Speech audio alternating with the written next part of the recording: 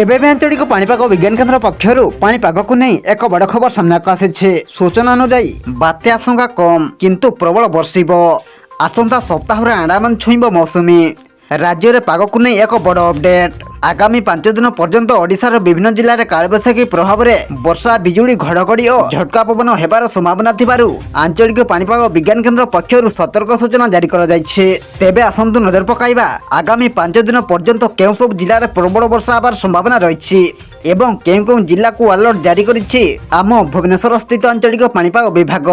से नहीं भिडियो संपूर्ण अपडेट जानिबा किंतु ता पूर्व भिडियो को गोटे लाइक करंतु एवं भिडियोटी को आपण मानक सांगसाथी मानक बहु मात्रा रे शेयर करंतु। जदि आम चैनल रे आपण प्रथम थर भिडियो देखुछंती ताहले एबे ही चैनल को सब्सक्राइब करी पाखरे थिबा बेल आइकन को प्रेस करी ऑल नोटिफिकेशन को ऑन कर रखंतु जहा द्वारा आगो को एमिति पाणीपाग संबंधी लेटेस्ट ब्रेकिंग न्यूज आपण माने सर्वप्रथम आम चैनल माध्यम रे पाई परिबे।